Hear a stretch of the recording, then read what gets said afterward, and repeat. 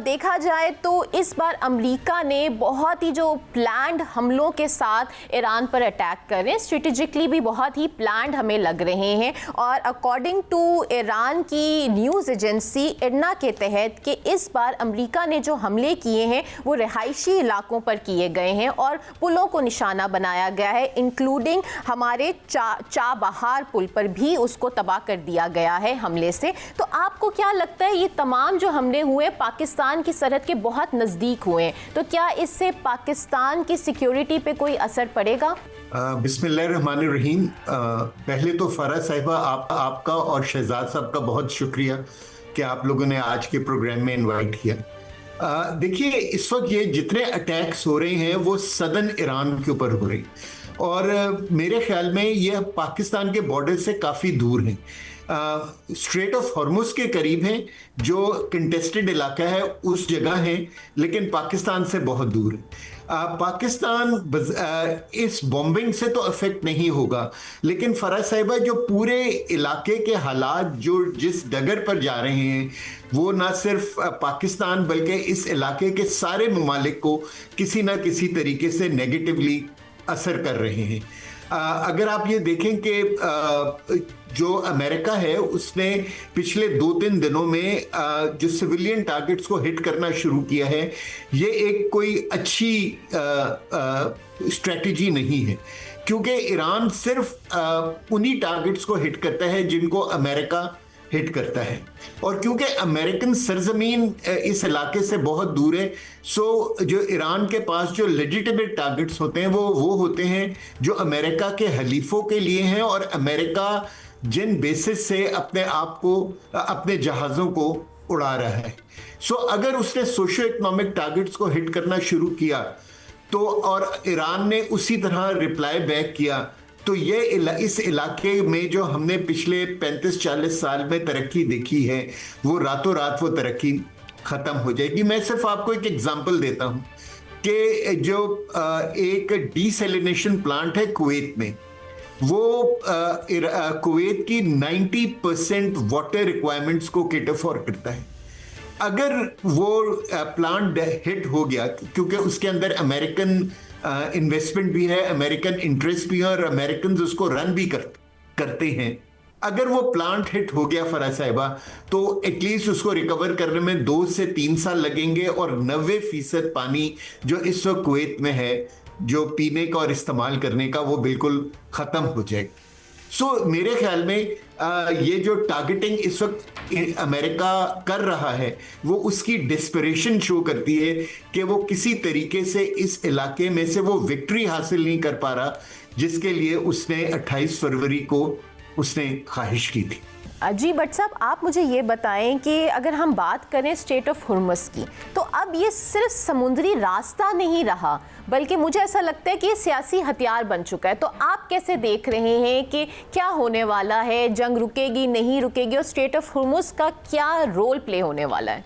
दुरुस्त कह रही हैं, इंपॉर्टेंट सवाल कर रही हैं फराह हाशमी साहिबा। बात ये असल में ये है, मेरी राय के मुताबिक तो असल स्ट्रेटजिक तनाज़ा आबनाए हरमज़ है, क्योंकि यही आलमी तवानाई और तजारत की सारी देखें ना बेस इसी पर हो रही है।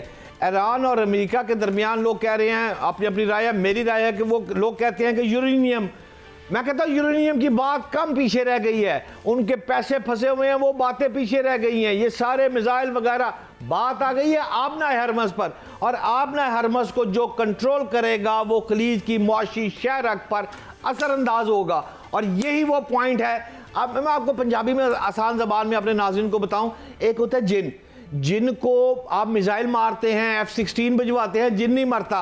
एक बाबा जी आपको कहते हैं कि जिन की जान जो है वो तोते में है, और तोता वो कोह सुलेमान पर बैठा हुआ है, आप जाके तोते को पकड़ लेते हैं। अब ईरान ने पकड़ लिया तोता, तोता है आबना हरमज़, वो हल्की सी गर्दन मरोड़ता है आबना हरमज़ में, जिन कांपना शुरू हो जाता है, जिन परेशान हो जाता है। आप देखें ना, ईरान अमेरिका जैसे साहब फरमा रहे हैं ना कि इम्पैक्ट आया है, बिल्कुल आपके सवाल का जवाब तो आप कल की रिपोर्ट आई हुई है, मूडीज की रिपोर्ट, वो पढ़ लेना। देखिए मूडीज जो है एक दुनिया का बड़े बैनुल अक़वामी जो है ना वो रेटिंग का एक अदारा है। ये अदारा जो है ये बैंकों और पूरी कंपनियों को मॉनिटर करके लोगों को बताता है कि जनाब इस मुल्क की क्रेडिबिलिटी क्या है, सरमायाकारी कितनी होनी है। उसकी रिपोर्ट में वाज़ेह आ गया कि ईरान ने अगर अमेरिका को शिकस्त फाश नहीं भी दी तो फिर भी आप देखें दुबई के जो होटल थे 80% चढ़ते थे, 10% पे आ गए। फिर आप गौर करें बहरीन को 0% चला गया ना वो। ये सारा जो क्रेडिट है, the credit goes to Iran, ये उसको देना पड़ेगा। अब आखिरी 4 लाइनें मैं आपको जरूर कहूंगा, मेरी राय के मुताबिक असल मसला इस वक्त ईरान का जो है वो जौहरी प्रोग्राम से ज्यादा आपनाए हरमस की सिक्योरिटी फ्रेमवर्क है। वो है असल मसला जो ईरान के दरमियान और अमेरिका के दरमियान मुस्तकिल अमन अगर होना है तो आपनाए हरमस पे जाके फैसला होगा कि इसको कैसे करना है। अच्छा, एक दिलचस्प बात भी एयर मार्शल साहब, मैं आपसे भी एक दिलचस्प सवाल पूछना चाहता हूं। मेरे पास जो रिपोर्ट आई है कि इन 6 रवा साल में अगर आप गौर करें तो जंग मार्च अप्रैल में तो अरूज पे गई हुई थी, बम भी बम तबाह, पूरा मशरक़ वस्ता, ईरान अमेरिका लड़ाई मार कुटाई। लेकिन सवाल यह है कि पाकिस्तान से 3 लाख अफराद मशरक़ वस्ता में नौकरी करने चले गए। हम बहुत ज़्यादा बहादुर कौम हैं, हमें जान की परवाह नहीं, हम शहीद हो जाते हैं, या मुआशी तौर पर मेरा मुल्क इतनी परेशानी में मुब्तला है कि दुनिया भारत के बंदे वापस चले गए, यूरोप के बंदे वहाँ से मशरक़ वस्ता से वापस चले, और मेरा 3 लाख बंदा पाकिस्तान से वहां चला गया। क्यों चला गया एयर मार्शल साहब, आपकी क्या राय है? मेरे ख्याल में ये जॉब अपॉर्चुनिटी एक पाकिस्तानियों को मिली, और मेरा ख्याल है कि क्योंकि पाकिस्तानी एक बहादुर कौम है, जिस तरह भट्ट साहब आपने खुद फरमाया, और हम अपने आप को एट होम फील करते हैं गल्फ कंट्रीज के अंदर, तो हमारे लोगों ने इस मौके का फायदा उठाया और 3 लाख बंदा वहां चला गया। ऐसा हरगिज कोई चीज नहीं है कि क्या कहते हैं कि इस वक्त मुल्क के हालात कुछ इतने खराब हैं कि लोगों को यहाँ रोजगार नहीं मिल रहा। लेकिन देखिए, पूरी दुनिया के अंदर जो मिडिल इनकम कंट्रीज होती हैं उनके यहाँ ये एक बिल्कुल ऐसा होता है कि लोग दूसरे ममालिक में जाके बेहतर रोजगार के सिलसिले में अपने आप को एडजस्ट करते हैं। सो मेरे ख्याल में ये जो 3 लाख बंदा है जो आप कह रहे हैं कि वो गया है, क्योंकि ये हिंदू और जो यूरोपियंस थे वो गल्फ से भाग गए, तो उन वैकेंसीज को हमारे हायर एजुकेटेड क्लास ने और वर्किंग क्लास ने उसको की माजरत चाहता हूं एयर मार्शल साहब। क्या मेरी जो राय थी कि यूरेनियम असल मसला नहीं है ईरान का, असल मसला आपनाए हरमज है, जो उसको कंट्रोल करेगा वही फाते होगा। एम आई राइट और रॉन्ग सर? जी भट्ट साहब, आप सही फरमा रहे हैं। देखिए, जब से ये जंग शुरू हुई है, अमेरिका जो है ना वो अपनी प्रायोरिटीज को चेंज करता रहा है।